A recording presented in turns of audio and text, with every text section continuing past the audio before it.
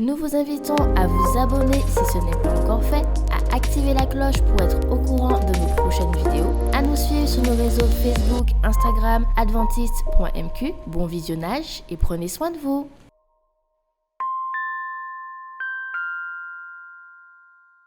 Voici Ramon.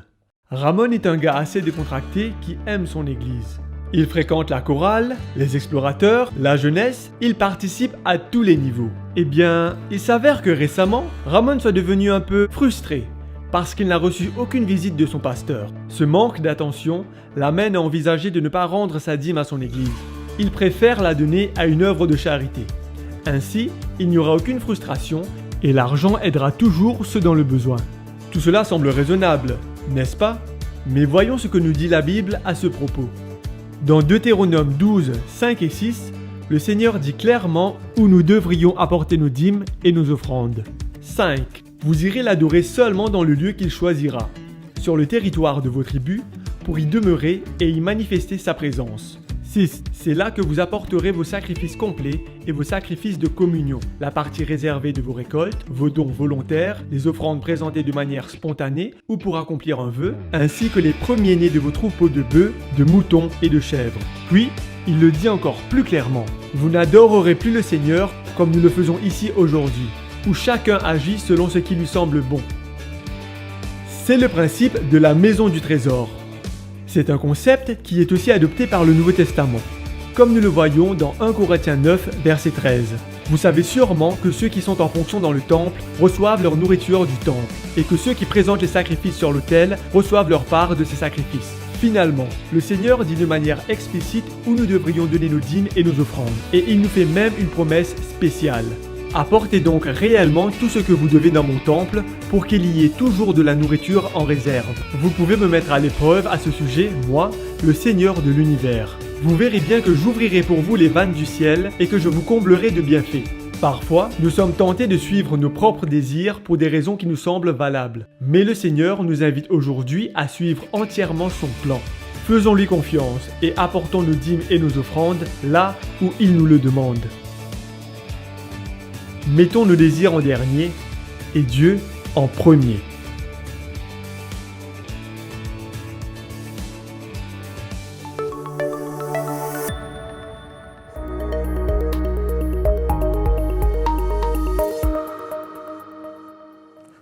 Bonjour chers frères et sœurs et chers auditeurs. Je suis très content d'être avec vous ce matin pour pouvoir partager des réflexions dans la parole de notre Dieu. La parole de Dieu, elle est puissante pour notre salut. Et ce matin, je voudrais nous inviter à considérer cette réflexion sur la paix malgré les épreuves. Tous, nous traversons des moments difficiles dans cette vie. Tous, nous sommes éprouvés d'une manière ou d'une autre.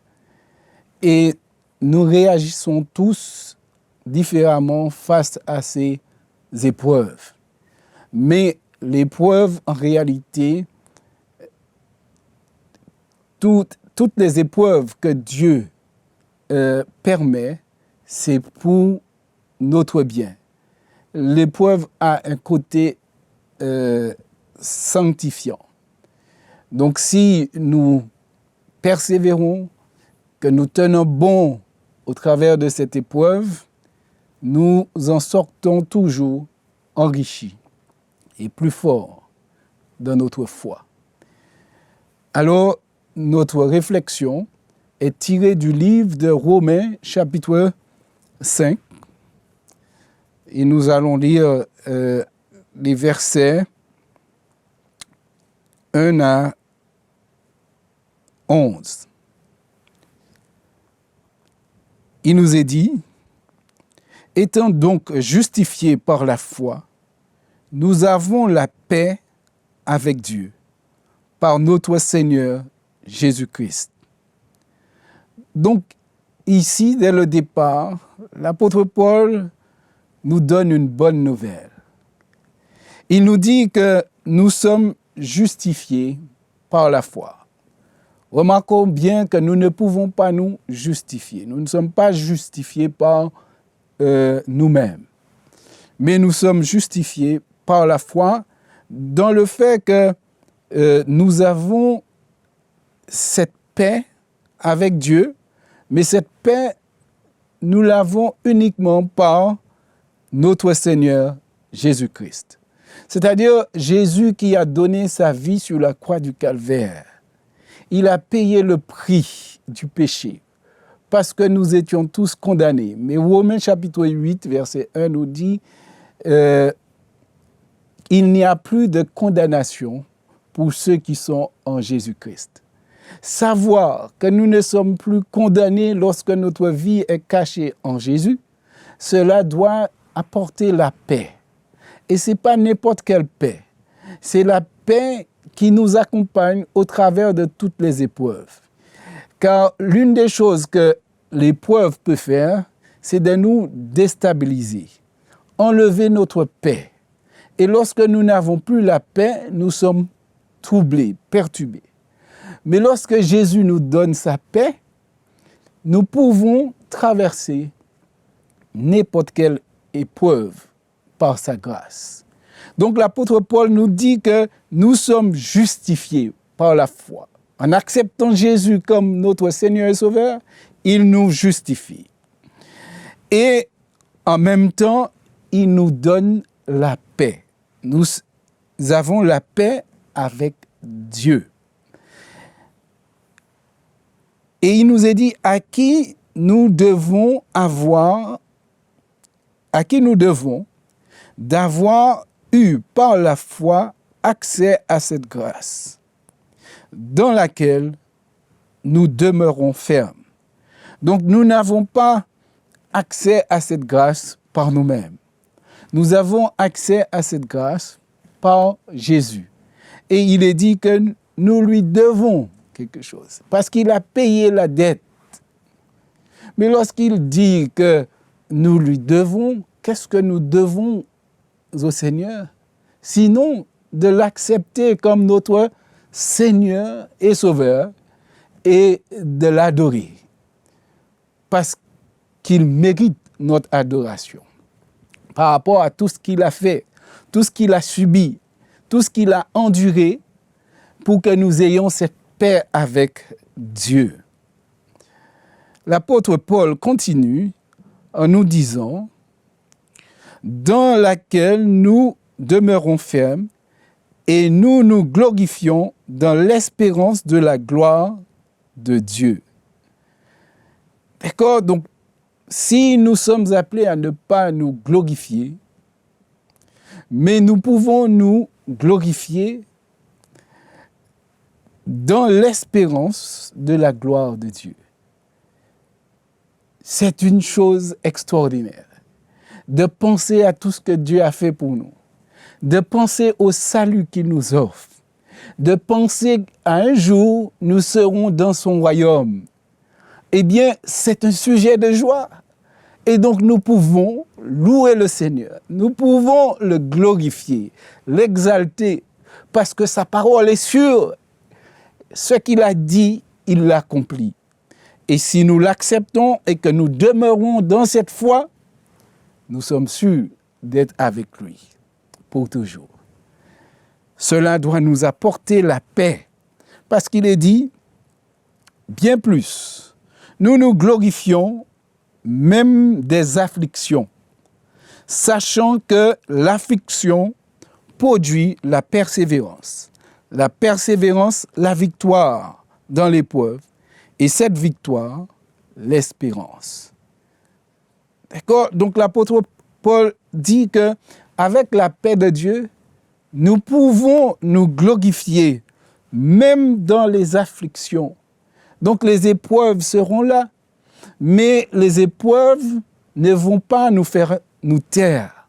Les épreuves vont nous permettre, si nous les traversons avec force, courage, par la foi, les épreuves vont nous permettre de glorifier Dieu. Écoutons ce que l'apôtre Pierre dit par rapport aux épreuves.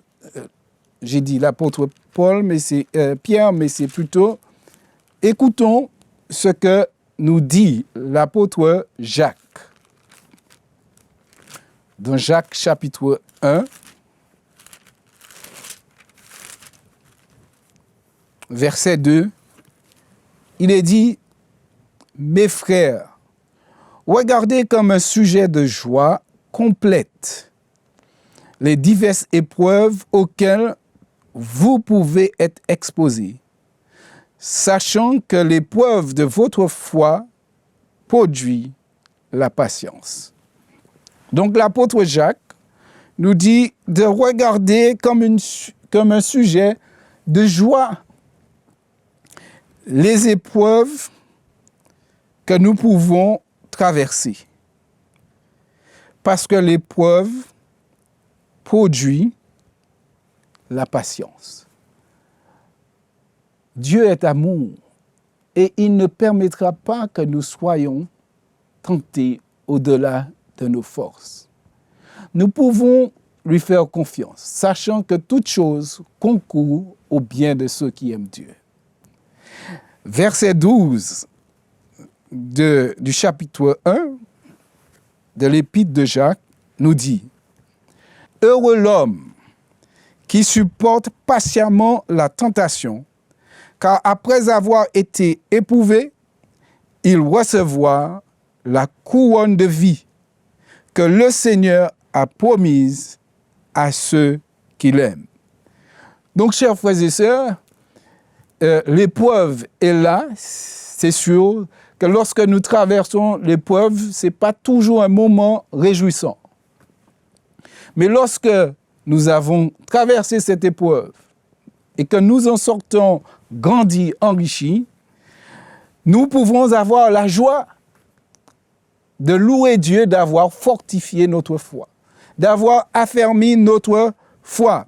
Et l'apôtre dit ici, Jacques nous dit, heureux l'homme, c'est une bénédiction pour l'homme, d'accord, de supporter patiemment les épreuves, la tentation, car après avoir été éprouvé, il recevra la couronne de vie. C'est quoi cette couronne de vie? C'est la couronne que Jésus est allé préparer pour chaque enfant de Dieu, chaque personne qui l'accepte comme Seigneur et Sauveur. Et c'est pour cette raison, nous devons enlever nos yeux sur les choses de la terre, les épreuves, les douleurs, les difficultés que nous rencontrons, pour fixer nos yeux sur Jésus.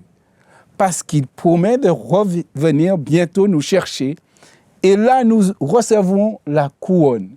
Lorsque nous recevons cette couronne, ce n'est pas pour quelques jours, mais pour l'éternité. Il nous dit en plus que le Seigneur a promis à ceux qui l'aiment.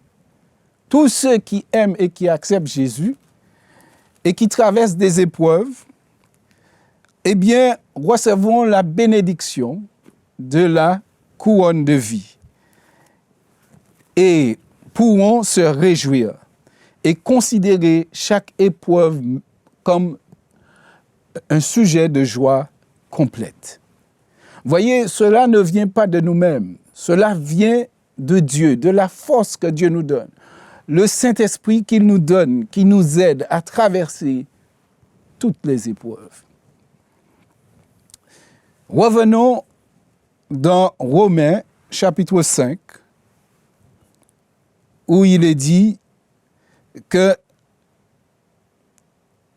sachant que l'affliction produit la persévérance, la victoire dans l'épreuve, et cette victoire, l'espérance. Donc, l'une des choses que l'épreuve fait chez nous, c'est de nous aider à avoir la persévérance, être patient dans les difficultés. Et cette patience va nous aider à être victorieux. Et lorsque nous triomphons de ces épreuves, nous avons cette espérance que bientôt Jésus reviendra et toutes nos épreuves disparaîtront. Verset 6 nous dit, Or, l'espérance ne trompe pas parce que l'amour de Dieu est répandu dans nos cœurs par le Saint-Esprit qui nous a été donné. Donc nous voyons ici que pour que l'espérance puisse triompher en nous, eh bien, il nous faut le Saint-Esprit. Sans le Saint-Esprit, nous ne pouvons pas être victorieux. Jésus, lorsqu'il laissait la terre, a dit aux disciples, il vous est avantageux que je m'en aille et que je vous envoie le Saint-Esprit, le Consolateur. Il va vous conduire dans toute la vérité. Oh oui, aujourd'hui, nous avons le Saint-Esprit à notre disposition et c'est lui qui nous conduit dans la vérité et qui fait naître l'espérance en nous. Alors, chers frères et sœurs, chers amis qui nous écoutent, nous devons rechercher l'Esprit. Nous devons réclamer le Saint-Esprit. Et Dieu, notre Père, qui sait ce qui est bon pour nous, est disposé à nous accorder le Saint-Esprit. L'apôtre Paul continue à nous dire dans Romains chapitre 5, verset 6, « Car lorsque nous étions encore sans force, Christ, au temps marqué, est mort pour des impies. » Voyez, le Christ est venu pour mourir, pas pour les plus forts, pas pour les parfaits, mais il est dit alors que nous étions faibles, nous étions sans force. Christ est venu pour nous donner la force. Christ est venu pour nous donner la victoire. Christ est venu pour nous relever. Chers amis, nous pouvons croire dans son amour pour nous. Et alors que nous étions des impies, des pécheurs, de vils pécheurs, nous avions honte de notre vie, eh bien, Christ est venu pour que nos péchés soient pardonnés. Et lorsque nous avons le pardon de nos péchés, nous avons la paix avec Dieu. C'est ce qui est plus important. La paix que Dieu nous donne. Cette paix dépasse toutes nos difficultés. Tous les problèmes que nous pouvons avoir, eh bien, lorsque nous avons la paix de Dieu, nous pouvons les surmonter par le Saint-Esprit qui nous a donné. Verset 7, « À peine mourrait-on pour un juste. Quelqu'un peut-être mourrait pour un homme de bien. Mais Dieu prouve son amour envers nous en ce que, lorsque nous étions encore des pécheurs, Christ est mort pour nous. » Quelle bonne nouvelle, chers amis. C'est merveilleux de savoir que Dieu n'attendait pas que nous soyons parfaits pour accomplir ce sacrifice pour que nous ayons la vie. Pendant que nous étions faibles, pendant que nous étions des pécheurs, le Christ est venu au temps marqué et il a donné sa vie sur la croix du Calvaire. Il a enduré toutes les difficultés pour que nous ayons la vie, pour que nous ayons la victoire. La victoire est au bout, chers amis. Dieu a une récompense extraordinaire pour tous ceux qui persévèrent et qui remportent cette victoire. Attachons-nous à lui, à Jésus, et demandons-lui le Saint-Esprit pour que chaque jour, nous soyons guidés par lui et que nous demeurions fermes dans la foi, nous puissions cheminer avec lui par la foi sur la route vers l'éternité. À plus forte raison, donc maintenant, que nous sommes justifiés par son sang, serions-nous sauvés par lui de la colère. Car si, lorsque nous étions ennemis, nous avons été réconciliés avec Dieu par la mort de son Fils, à plus forte raison, étant réconciliés, nous serons sauvés par la vie. Et non seulement cela, mais encore nous nous glorifions en Dieu par notre Seigneur Jésus-Christ, par qui, maintenant, nous avons obtenu la réconciliation. Donc, il est dit que Christ Dieu prouve son amour pour nous. Il a donné Jésus qui est mort sur la croix du Calvaire pour nous, alors que nous étions des pécheurs. Nous étions sans force. Il est dit, à plus forte raison, il est prêt à tout parce qu'il a donné son sang. Christ a donné son sang sur la croix du Calvaire. Donc Dieu ne va pas nous abandonner. Il ne va pas nous délaisser.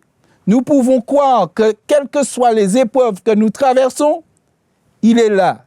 Il est tout prêt, prêt à nous aider. La main est tendue. Il nous faut faire appel à lui. Verset 10 nous dit, car lorsque nous étions ennemis, nous avons été réconciliés avec Dieu par la mort de son Fils. Chers amis, pourquoi l'apôtre parle de la réconciliation? Parce que le péché nous a éloignés de Dieu. Le péché nous a séparés de Dieu. Et ainsi, par la mort de Jésus, nous pouvons avoir le pardon et être réconciliés avec lui. Demeurons dans cette réconciliation. Poursuivons notre course avec lui. Restons dans la foi. Car la tendance actuelle, c'est que dès que nous traversons des épreuves, nous sommes prêts à tout abandonner, tout laisser tomber. Mais l'apôtre nous rassure que Jésus a déjà payé le prix, et puisque Jésus a payé le prix, Dieu est prêt à tout faire pour que tous nous soyons sauvés. Restons attachés à lui. Accrochons-nous à Dieu et nous ne serons pas déçus parce que ce qu'il a promis, il l'accomplira. Bon courage à chacun. Que le Seigneur nous bénisse, nous fortifie et que sa paix demeure dans notre cœur parce qu'il ne donne pas la paix comme le monde. La paix qu'il nous donne nous permet d'avoir cette stabilité, quoi qu'il arrive, quoi que nous traversons, nous pouvons avoir cette sérénité et faire appel à notre Dieu. Et ainsi, nous serons des chrétiens victorieux, des chrétiens qui attendent le retour de Jésus, des chrétiens qui sont prêts à recevoir la couronne de vie et triompher avec notre Seigneur. Amen.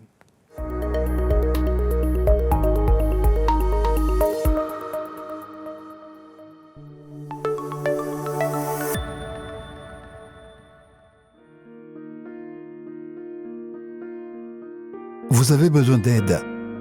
Vous souhaitez vous entretenir avec un pasteur, un psychologue, un conseiller en relation d'aide. La cellule d'écoute de la Fédération des Églises adventistes du 7e jour de la Martinique est à votre disposition, 7 jours sur 7, de 8h à minuit, au 0805 288 394. Cet appel est gratuit.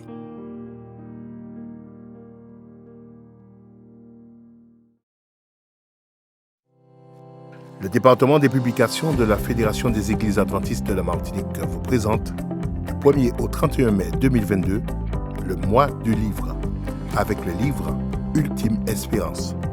Partage ta foi en offrant gracieusement ce livre.